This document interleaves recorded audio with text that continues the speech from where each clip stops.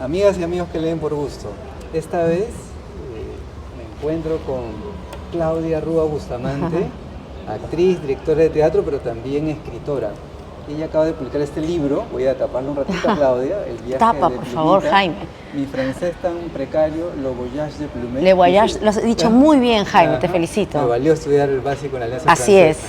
Francesa. Edición bilingüe de un libro ilustrado que ha salido con rojo y negro, con ilustraciones de Diana Okuma, por cierto, ¿no? Plumita, que es esta colibrí, pues que viaja, que migra, por una situación que es tan actual que es la destrucción del medio ambiente, ¿no? Sí, digamos, Jaime. es la temática, pero hay una travesía, un encuentro también con otros lugares que se encuentran Y otras amenazados. aves también, ¿no? Que se Sí. encuentran en una situación igual o peor a la que se encuentra Plumita.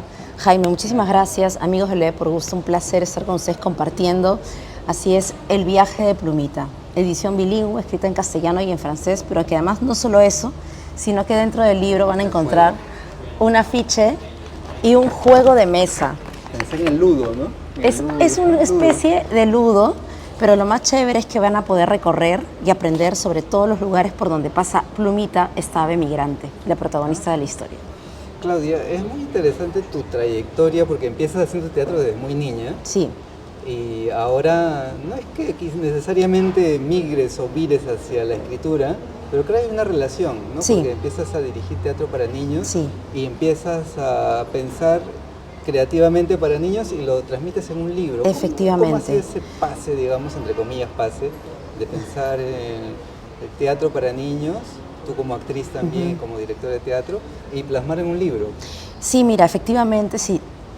Tengo que hablar de mis inicios como escritora de literatura para la familia. Yo digo, sí, es una estética infantil, si hablamos de la propuesta estética, los dibujos, pero yo siento que atrás de un libro para niños hay un mensaje súper potente para la familia, súper necesario para los adultos. Entonces yo creo que son libros para la familia con una propuesta infantil. Para hablar de esto, cómo empecé, y este es mi tercer libro bilingüe, tengo que hablar también de mi vínculo con las artes escénicas. Efectivamente, Jaime, como tú bien dices, yo empecé muy chiquita en el teatro. Estudié actuación, dirección, tuve una pausa para dedicarme a otras actividades, todas actividades creativas. Luego regresé a la actuación y me vinculé directamente con la dirección de teatro para la infancia. Y justamente ahí, cuando empecé a dirigir, empecé a sentir la necesidad de escribir también mis historias. Y empecé a escribir cositas y las metía debajo en el cajón, viste que a veces uno dice, ay, pero esto que no va a leer, tal vez a nadie le interesa, tal vez no soy tan buena. Porque yo siempre he empezado cada proceso con bastantes miedos, como es natural, todo el mundo lo siente cuando empiezas un proceso nuevo, uno siente que no es suficiente. Y así empecé a escribir, un poco impulsada por mi paso por las artes escénicas y mi maternidad, que me ayudaron a escribir en todas estas historias que guardé en algún momento en un cajón, impulsada por el mundo lúdico de las artes escénicas y creativo de las artes escénicas. Y cuando me mudé a vivir a Suiza, o sea, me coloqué en una situación de migrante y empecé a pensar, ¿y ahora qué voy a hacer? ¿Cómo voy a encontrar mi lugar en un país que no es el mío? Es ahí que decidí sacar todas mis historias del cajón y convertirlas en historias, en libros que ya están a la venta en muchos puntos de Lima y también de Europa.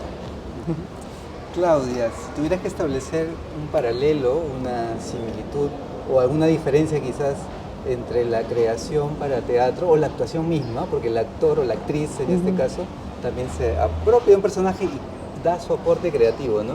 ¿Qué diferencia hay entre crear para el teatro, crear un personaje para la puesta escénica y crear ya no solamente un personaje, sino una historia? Bueno, cuando uno trabaja en un personaje, estudias la obra, pero también te concentras mucho en el personaje per se, ¿no?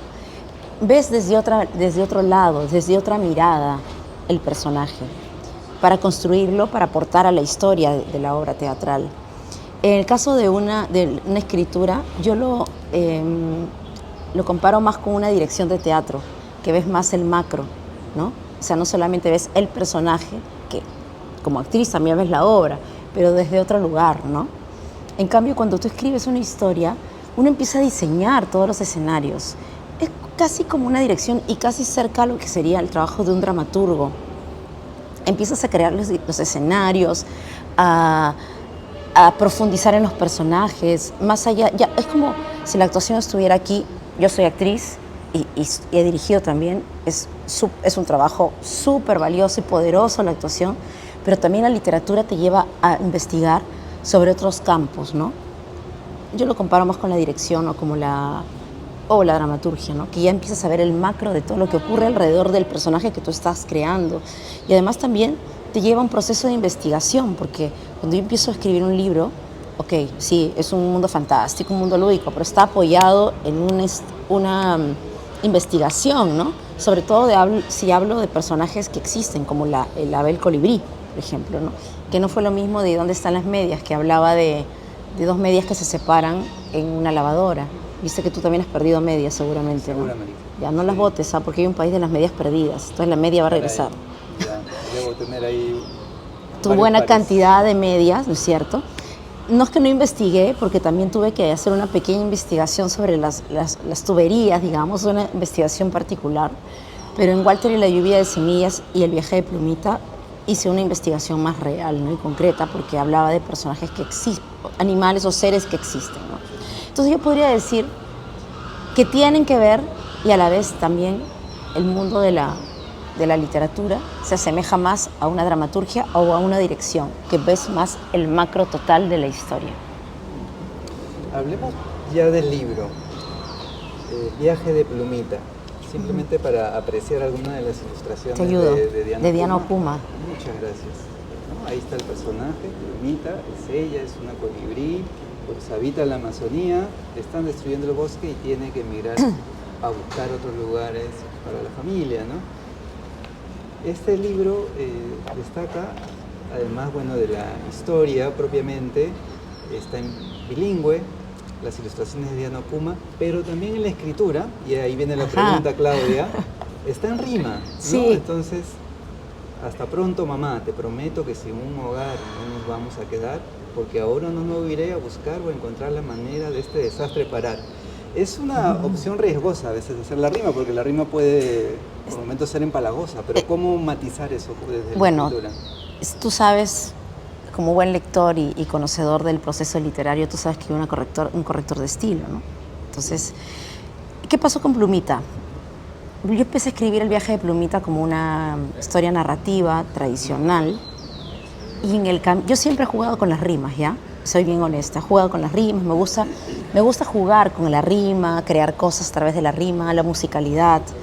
Y cuando empecé a escribir, hay un momento en mi escritura que empezó a llevarme por la rima, orgánicamente. Yo no lo he pensado, no he dicho, esto va a ser en rima.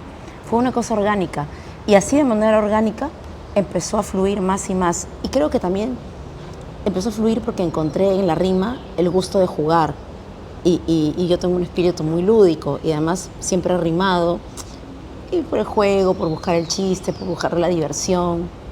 Entonces quería conectar con ese matiz lúdico a través de la rima, quería conectar también la historia, ¿no? Y sí, efectivamente, tú eres uno de los pocos que me ha dicho que está en rima.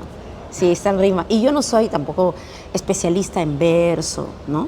Pero gracias al apoyo de la editorial y de Rojo y Negro y el acompañamiento editorial, pudimos hacer algunas correcciones para que terminara de redondearse la rima. Y si no encontrábamos la rima, porque a veces no es fácil, tú sabes, encontrar una musicalidad en el texto, que también eso es interesante, ¿no? A veces las palabras no riman, pero hay cierta cosa musical que pareciera rima, pero no es. ¿Tú me entiendes, no?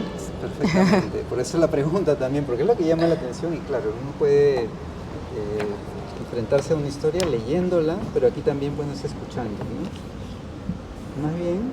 Y además creo que la rima llega, como es un medio lúdico, divertido, bueno, al menos ese era mi objetivo, creo que también llega de manera bonita a los lectores pequeños, ¿no? Más bien te propongo leer el inicio, no sé si te animas también en la edición francesa. Mire, yo hablo francés, ¿ya? Pero mi francés está un poco torpe todavía, así que voy a tratar de leerlo en francés y me van a disculpar los conocedores del francés, porque yo tengo 3 años viviendo en Suiza, en la parte francófona, pero todavía no soy experta, pero lo intentaré.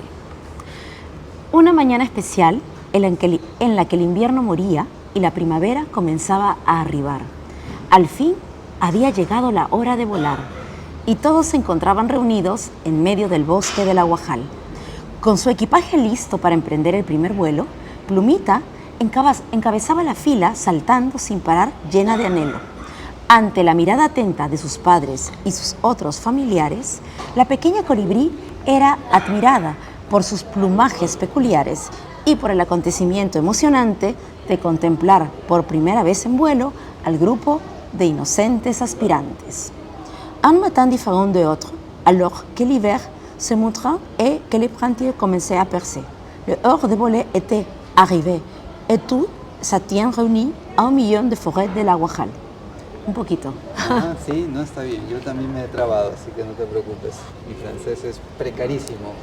Por supuesto, tú radicas en Yo puedo Suiza. comprar el pan, ya puedo hacer mi vida cotidiana, puedo comunicarme con la gente, pero como todos sabemos, el tema de la migración, para mí es muy importante hablar de la migración. En todos mis libros hablo de la migración. Ahí está el tema, ¿no? Bueno, tú misma, Sí, migrante. entonces nada, cuando ya empiezas a aprender otro idioma, tú lo puedes hablar, puedes comunicarte, pero llegar a la perfección, sobre todo el francés, no es fácil porque tú hablas distinto a como lees y a como escribes. No es como el castellano, que tú dices plumita y es, por ejemplo, aquí serían plumete, ¿no? Sí. Pero en francés es plumete. Una curiosidad, Claudia.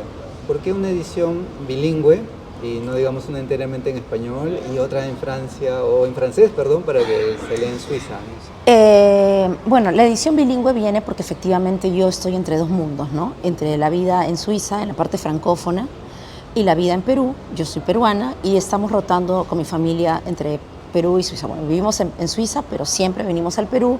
Todas las publicaciones se hacen en el Perú y luego se llevan a Europa. Mi hija tiene doble nacionalidad, quería vincularla a ella con los 2 idiomas, quería que además encuentre a través de mis libros los 2 idiomas materno y paterno, ¿no? Los idiomas con los que ella ha crecido, ¿no? Pero sobre todo, yo busco vincular a las comunidades a través de los idiomas y que los idiomas no se vean lejanos, distantes, separatistas, sobre todo actualmente que estamos señalando tanto la migración, condenando a los migrantes de una manera muy fea a veces, ¿no? O sea, yo creo que todos somos parte de este mundo y todos tenemos derecho a buscar un lugar mejor para vivir, obviamente cumpliendo pues con los requerimientos de cada país, eso es innegable, ¿no? Uno tiene que respetar digamos, los términos de migración de cada país para tener una vida mejor para todos.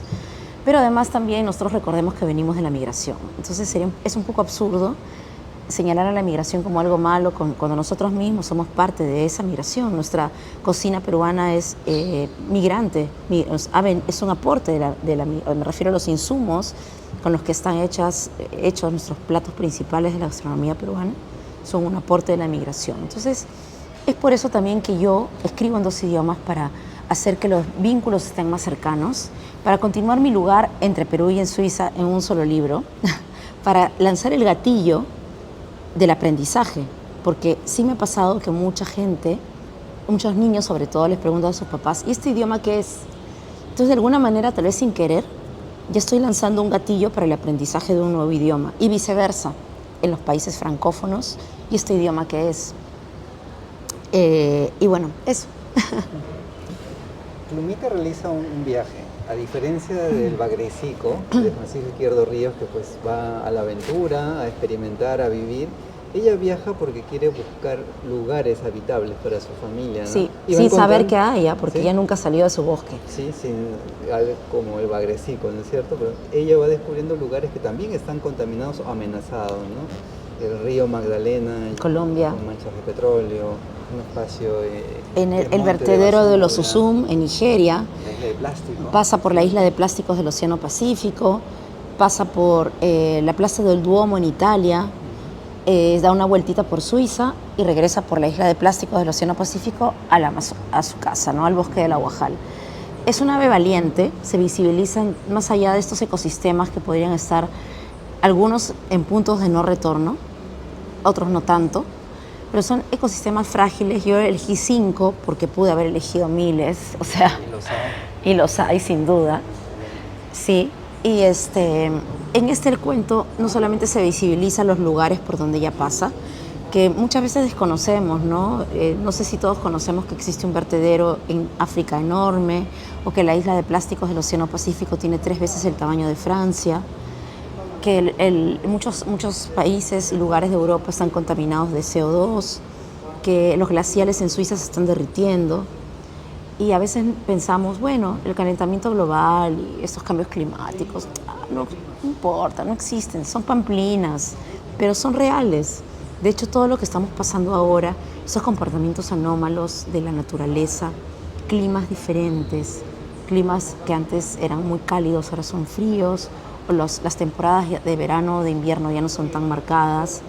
Todo eso es porque estamos cambiando la estructura de nuestro planeta, porque estamos cortando árboles injustamente que ya no contienen CO2, como el árbol del chihuahuaco, por ejemplo, que es un árbol milenario que mide más de 40 metros y para que crezca ese tamaño tiene que tomarse 700 años en crecer. Y la gente los corta y no les importa nada. Y luego nos quejamos, que mucho calor, que mucho frío, que qué está pasando. Bueno, está la respuesta, ¿no? Este libro trata de visibilizar esos lugares, estos espacios que se encuentran en una situación de crisis, pero además también Plumita, cada vez que llega a un lugar, se encuentra con un ave que puede ser endémica o migrante, nuevamente la migración, buscando un lugar mejor para vivir, ¿no? Y también se encuentra con una situación triste estas aves, incluso a veces, tal vez, peor de las que se encuentra Plumita, la protagonista. Entonces visibilizamos los lugares, visibilizamos las aves y visibilizamos en realidad también en la lucha de un ave llena de valentía, de valor, de sueños, de perseguir sus sueños. También visibilizamos la amistad, la lealtad, la fe. La fe porque ella no sabe qué va a encontrar, nunca ha salido. Es como el primer día de clases. Bueno, Plumita está en las celebraciones. Los humanos llegan a destruir su bosque el día que ella está en las celebraciones de su primer vuelo. O sea, como el primer día de clases. Y es esa situación que hace que ella salga en busca de una solución, porque ella dice, ¿pero qué está pasando aquí? ¿Quiénes son estos seres enormes que están cortando mi bosque, el lugar donde yo vivo? Es un hogar, es el lugar que todos merecemos tener. Y es ahí que ella, con mucha fe y valentía, y con miedo también, porque el miedo es parte de la vida y es parte de vivir. O sea, si no tenemos miedo, entonces no estamos vivos, ¿no? Porque el miedo también nos defiende, pero también es parte de lo que, cuando emprendemos un nuevo proyecto, también estamos llenos de miedo y es parte de nuestra vida el miedo. Pero ella abraza ese miedo y se llena de valentía a buscar una solución para ella y su comunidad. Ahí está la historia pues, de Plumita, tanto la aventura incierta, pero también ese descubrimiento de que otros lugares están también amenazados, ¿no? Por la contaminación, sí. Y es algo que estamos viviendo ahora en este año donde, como has mencionado, las estaciones pues se han alterado, ¿no? Y al final, si quieres comentar... Sí, algo que quiero comentar que también pasó con mi libro anterior, Walter y la lluvia de semillas.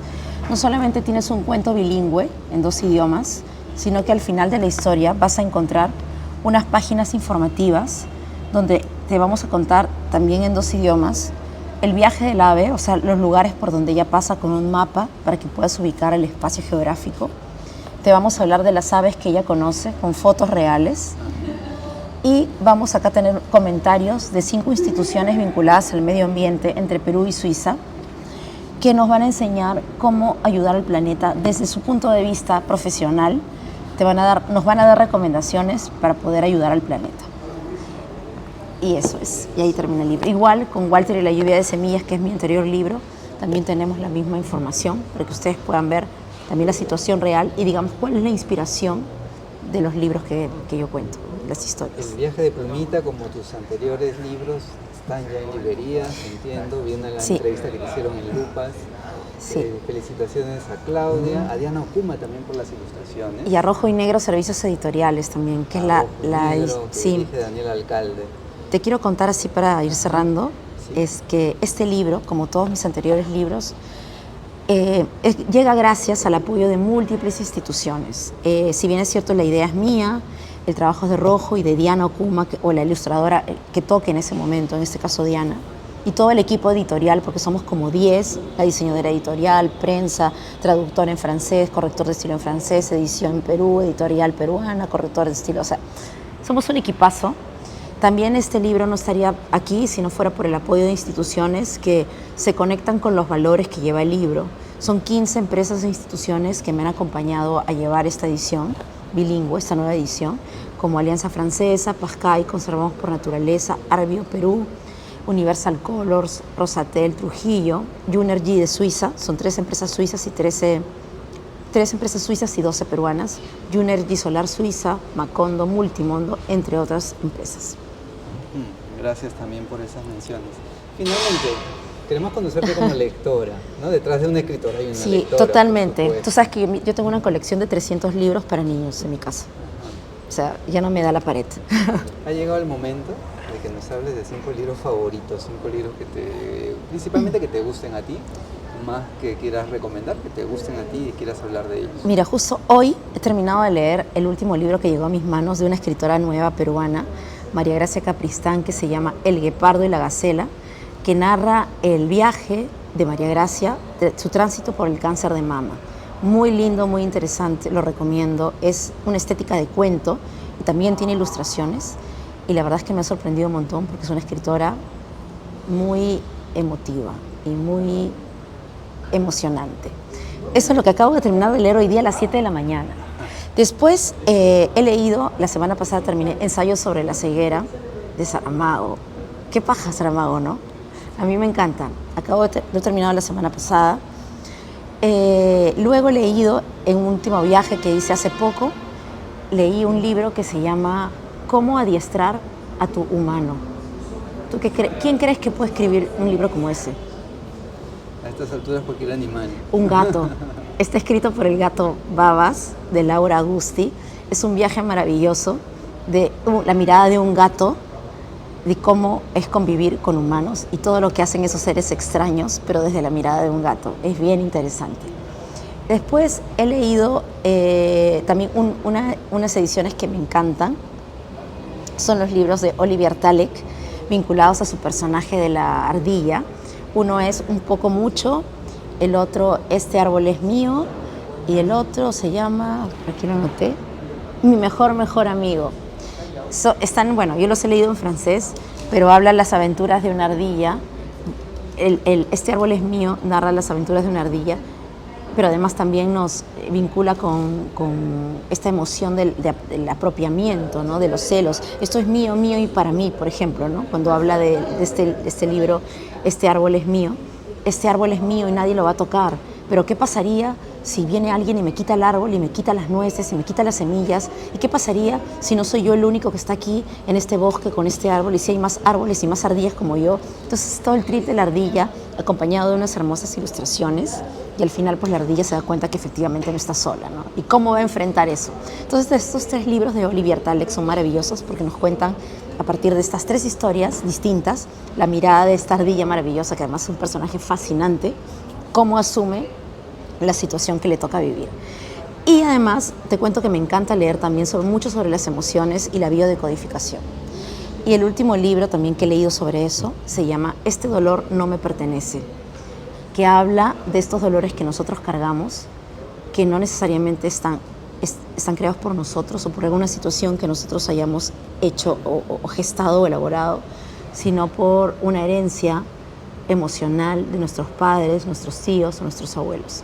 Y en este libro aprendí un poco cómo efectivamente muchas personas tenemos en nuestro corazón situaciones de dolor físico y hasta enfermedades que no necesariamente vienen de nosotros, sino que vienen de nuestros ancestros. Nos enseñan a curar esas emociones, a cortar con ese hilo para poder sanarnos a nosotros, reivindicar a nuestros ancestros y no llevar ese legado a los que nos van a llevar nuestro legado, ¿no? Los que van a continuar.